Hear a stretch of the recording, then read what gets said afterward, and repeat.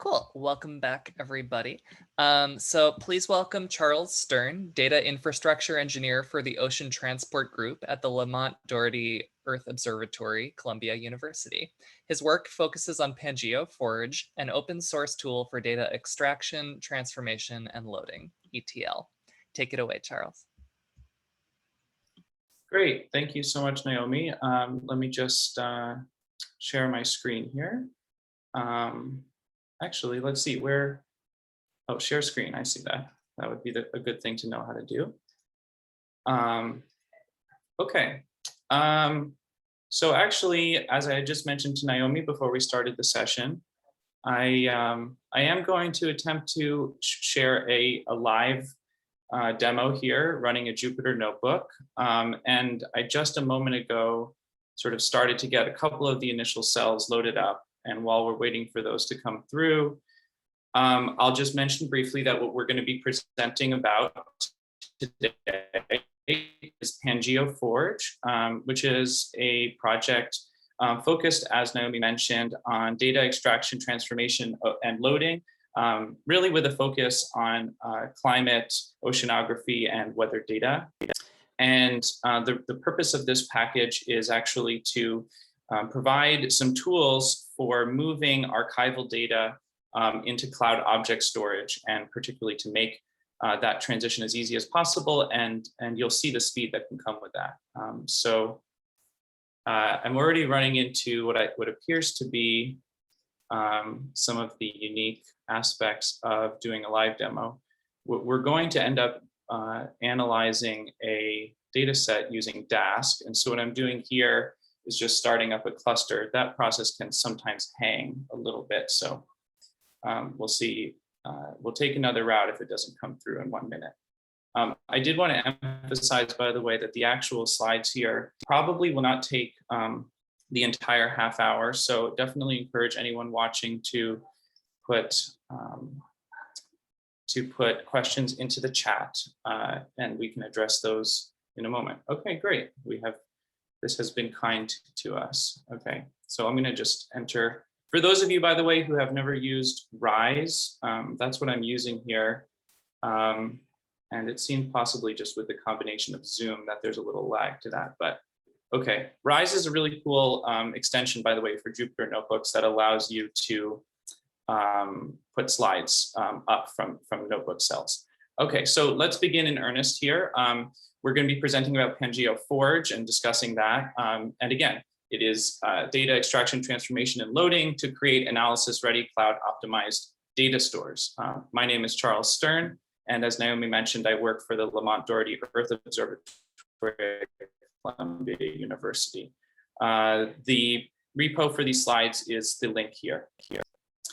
So we're going to be doing a live kind of demonstration and look at this data set from the Copernicus Marine Environment Mission out of the European Union. And this is a widely used oceanographic data set that measures sea surface altimetry on a global scale. So the height of the surface of the ocean globally. Typically, if you were to want to work with this data set as a scientist, the way to access that would be the Copernicus Marine Environment FTP server, the index of which I've sort of represented in an outline or sketch form here. And as you can see, there's a top level sort of index for this particular data set with subdirectories spanning the years 1993 to 2020. And within each subdirectory per year, there's again subdirectories for each month of that year. And within each month of that year, there's a file for each day of that month. I was actually surprised how many files that adds up to between 1993 and 2017. Maybe my mental math is not as strong as some others, but that's actually 8,901 files that collectively comprise this data set over that time range. So the old way to handle this data would be to start downloading it. It is in total, I think, over 500 gigabytes of data. So not only would you need a hard drive in excess of 500 gigabytes, but the download itself, based on my kind of performance checks on it, would probably take over a standard Wi-Fi connection about 24 hours. just waiting for the data to download. And once the data is downloaded, then you have the data on a hard drive. That doesn't necessarily mean that it is in a well-situated arrangement for parallel computation, which is really how you can kind of take advantage of a very fast analysis. So what is the alternative? That is this package Pangeo Forge, or I should say Pangeo Forge is sort of a platform and ecosystem of tools. And in particular, today, we're going to be looking at sort of a subset of that, which is the recipes sub-package. And so what are recipes? That is a package that provides some logic for transforming all of these source files into a single consolidated Zarr store. And Zarr would be the data format that is a cloud optimized data format that's very good for multi-dimensional arrays on the cloud. So what is a recipe? As I said, a recipe is a Python file which can see the logic of how all of these source files are arranged and then knows how to rearrange them into a cohesive data. So I'm just going to jump over to GitHub briefly and show you, without getting into too much technical detail, what the actual recipe for this data set looks like. And those of you who are familiar with Python may recognize some things here, but even if you're not, you can see in a sense how we've kind of abstracted the format of this data set that we looked at a moment ago on the FTP server into a sort of generalized form. So you can see here that there's sort of, this would be the path to a given file, but instead of pointing it to a specific file, we're sort of abstracting that the year goes here in the path, the month goes here, the day goes here, etc. And then we provided some Pangeo Forge specific sort of logic for what do we want to do with, the dates in this range. We want to concatenate them in time. So this can go into a bit more detail. Further conversation if people have questions, but just to show you, that is a Python file that will actually build that data set that we just looked at into a cohesive Zarr store when run, within our platform of open source tools. So again, if I import that recipe into this notebook and look at those inputs as they've been arranged from the viewpoint of the recipe, we now see all of those source files listed out. But in addition to the files themselves, they've been giving this alignment key, telling them that this is the Python term 0 is the first index. So we have the first, second, and third data sets all the way up to the 8,901st. And this data set is sort of simple because it only requires being concatenated in time. But the abstractions of these recipes allow you to do more complicated transformations as well. So we could, for example, merge variables across the same time dimension if we wanted to, etc. So what would I do with that recipe? Well, I've already done this for this particular recipe, which is that I've cached those files to Google Cloud. And then I've written a Zarr store to another Google Cloud bucket according to the logic contained in that recipe. And one point we didn't touch on when we looked at the recipe file itself is that we need to think about the chunks of data, how we would like the arrays to be chunked up when they are stored in a cloud optimized form. And that may differ depending on what you ultimately plan to do with it. But we are about to do a computation with the open source parallel computing platform Dask, and in that situation, somewhere between 50 and 100 megabyte chunks is a good size for working with Dask. So that I have already accomplished, and I can show you what it would look like to load the data set from that existing store on Google Cloud. So I've actually not told you one thing, which is that I've actually done this twice. I've made a full data set, which is the full Copernicus marine environment altimetry data, which is, just as I said, a little over 500 gigabytes. But the subset that we're interested in for this computation is actually what's called the sea level anomalies array. And that subset is 73 gigabytes. So I actually have two Zarr stores. One is the full data set and one is the subset. And what's nice about that is that I can create arbitrary Zarr stores from subsets of source files. If I had just been working in a download setting, another disadvantage is that I would only have the option of working with the full data set. But in this case, I have this subset. And we'll open that again and just take a look at some of its metadata. Again, the key data variable here is the sea level anomalies. And you can see that the time range that's given is the same time range, 1993 to 2017, et cetera.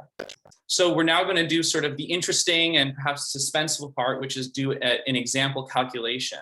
And this is a time series of global mean sea level. And so this is actually going to show us what this satellite mission has observed about the change in global mean sea level over the observational period. And again, this is going to be taking the mean of 73 gigabytes worth of observations. So for those of you who are familiar with Dask, they provide this very nice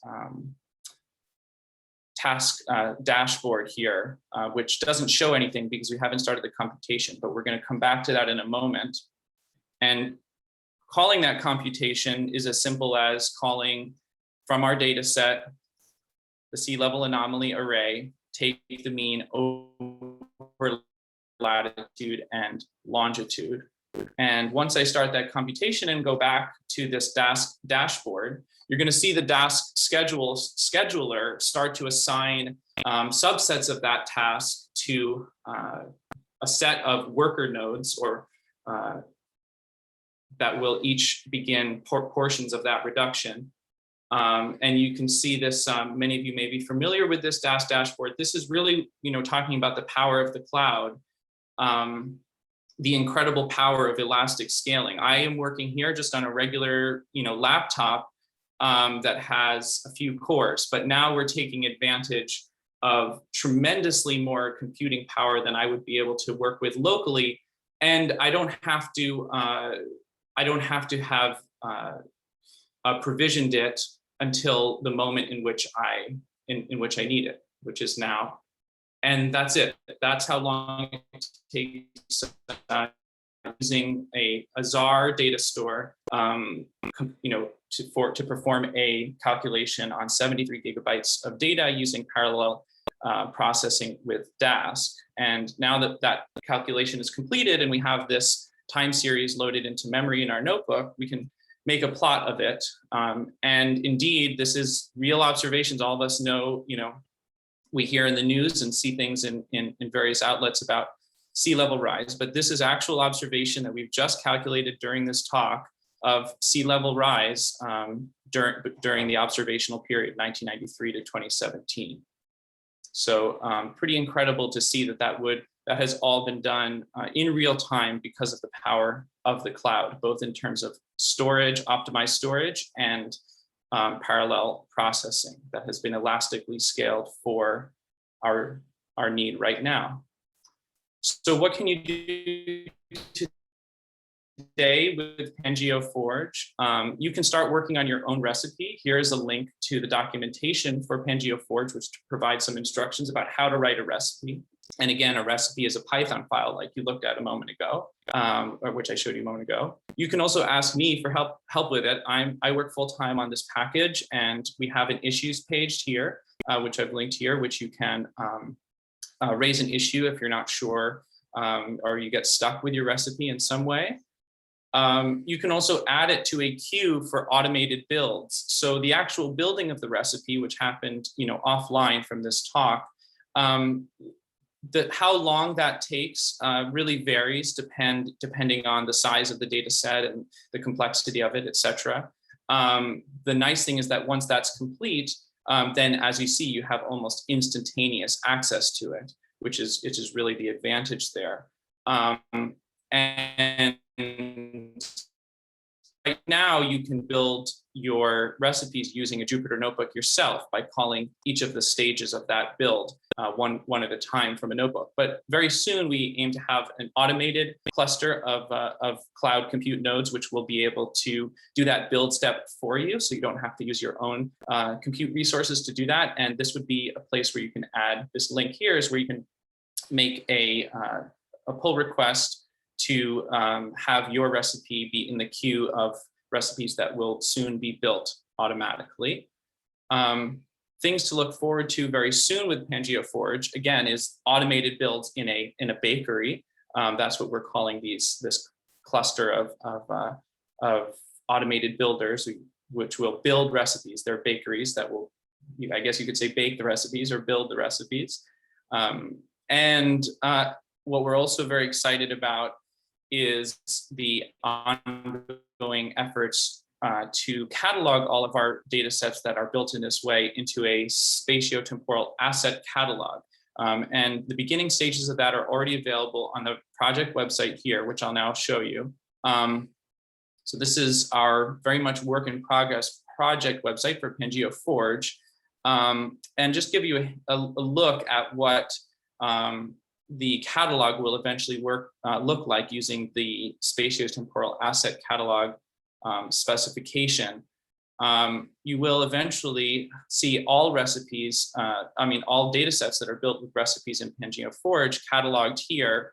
They may have some hierarchical organization here, but when you get down to the actual item itself, you may be able to see a thumbnail. This is not actually the data set we just looked at. This is a different one, but you can see that this is a representation of some sea surface temperature and salinity data.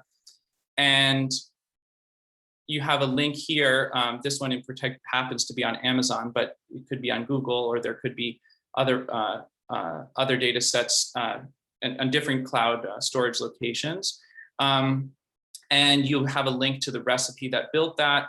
And importantly, we can actually go to an example notebook, which shows you how to open that data set to do your own computation. So this would be an example for a different data set of how that would be accomplished, of how to open the data set and then run a parallel computation, for example, like we've just done. So that brings me to the end of what I've prepared for everyone today. I guess maybe I'll just pause on one of the more interesting slides, such as our time series here. And I deliberately have left a slightly longer period open for questions, and I hope there will be questions, but if there aren't enough to fill the time, I can certainly go on into other detailed aspects of this. But the concluding message would simply be that there's just tremendous advantages of speed and acceleration, really, of scientific discovery that can come by taking advantage of the commercial cloud offerings. And this particular data set, which we've now hosted on Google Cloud and computed from Google Cloud, is a very good example of that. And welcome everyone's interest to participate on GitHub, and hopefully some questions now. So thanks for a wonderful presentation, Charles. That was really interesting.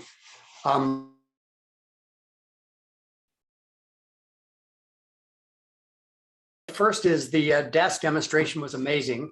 Have you seen Dask applied to other fields beyond geospatial temporal analysis? And if so, can you comment on how that's working?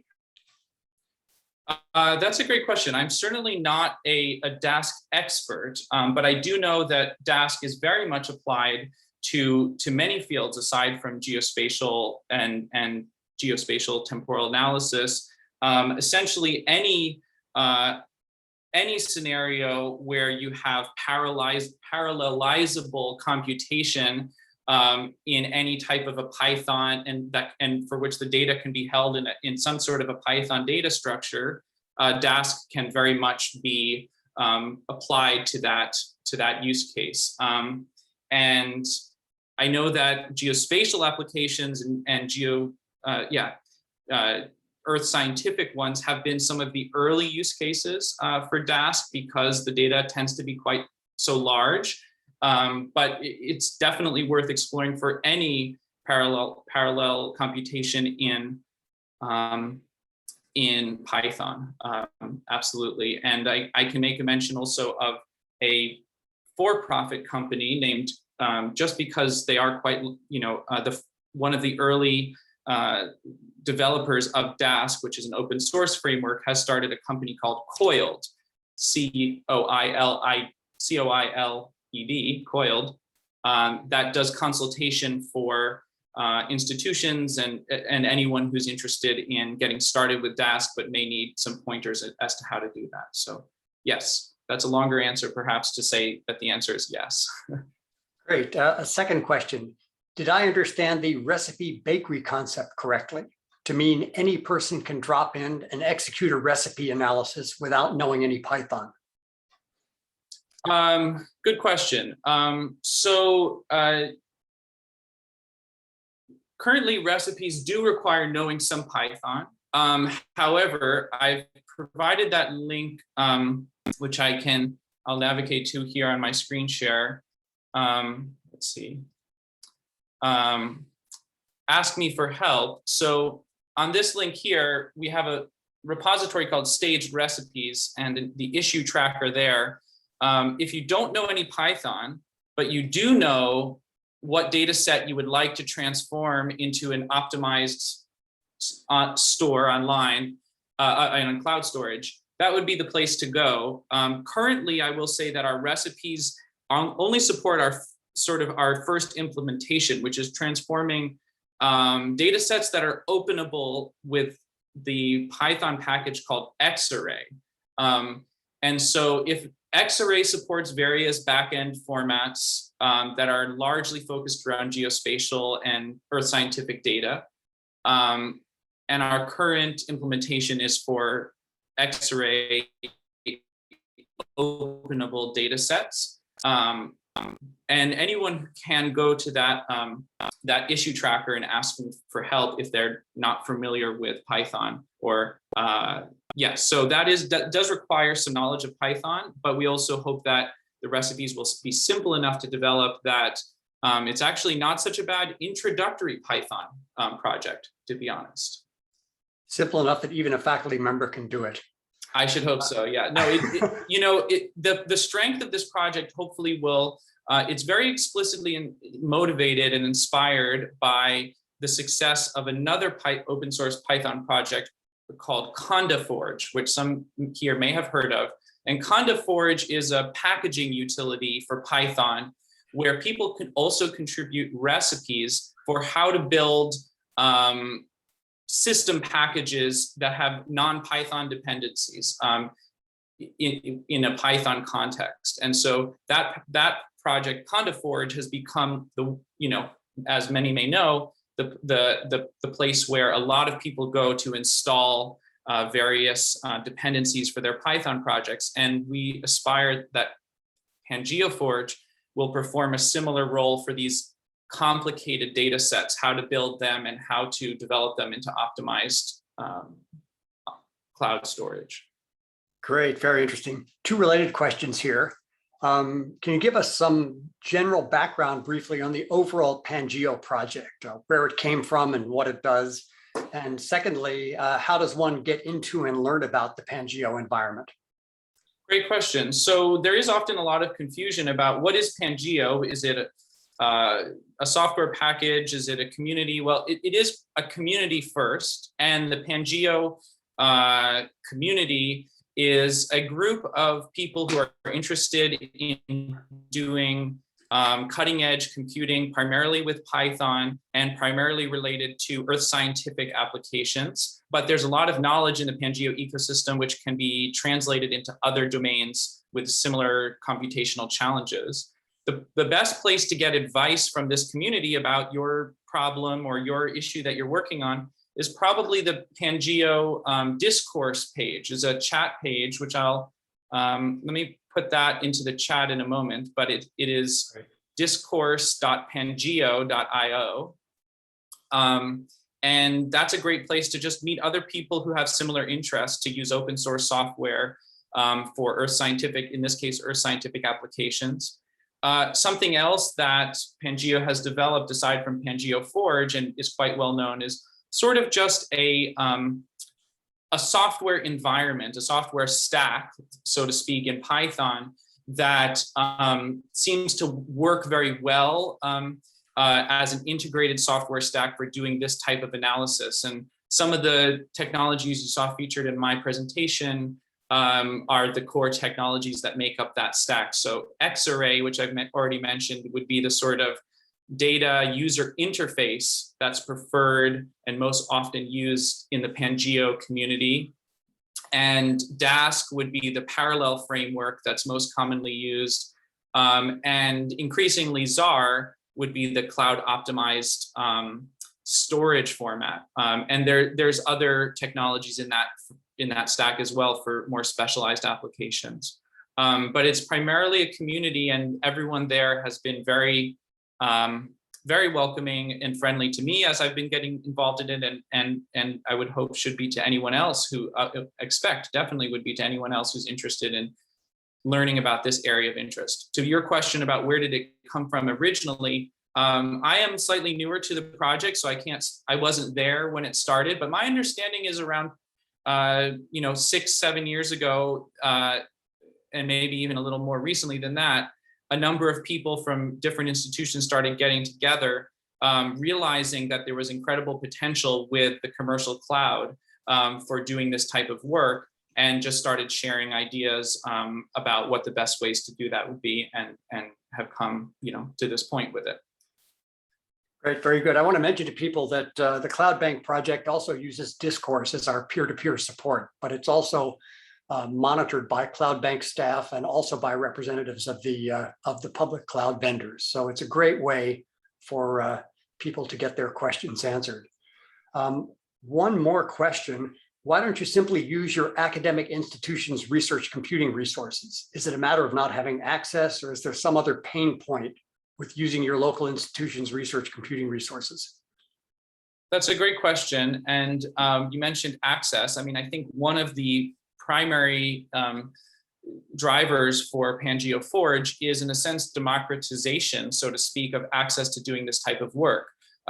Anyone with some mentorship from the community or reading about different open source packages online can participate in this work without access to a university supercomputer, even without a particularly good laptop. I mean, there's really no reason why you can't do this, even, let's say, on a Chromebook. Just as long as you have a web browser, you are able to access these tremendously powerful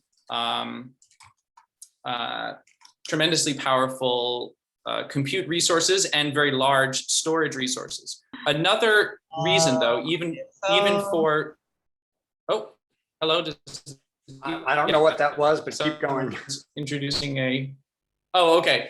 I was going to say another motivation, I would say, even for those in academic institutions with access to high performance computing and storage, is the ability to share these commonly used data sets globally across many users. So the advantage, which I didn't really highlight with this, is that this Copernicus marine environment altimetry data set, anyone on this call and anyone in the whole world can go to the repository that's linked from this talk, follow the steps to access that data set, and it's a single copy of that data set, which is cloud optimized, which we don't have to reproduce the work. All of us downloading that data 24 hours at a time would be a tremendous waste of all of our energy. So by doing that one time and putting that on a cloud storage endpoint that anyone can access in a highly parallel IO, by the way. So we could all just go access it right now, and it really shouldn't affect dramatically the speed at which we're able to retrieve data from it. That is a much better use of all of our times than all of us now thinking, oh, we're interested in this data set, let's download it even onto our university supercomputer. That's still, cumulatively, weeks and weeks of human time that will be spent just waiting for it to download. Very good. Charles, thank you for an excellent talk and an excellent Q&A. Thanks to all of you out there for the questions. We have deprived you of most of your previous breaks, so we're going to give a tiny bit of that back to you now. Instead of 5 minutes, you have 10 minutes, and we will resume with lightning talks at 11:10. So see you at 11:10 sharp for lightning talks. Charles, thank you again for a wonderful presentation. Thank you, everybody. Take care.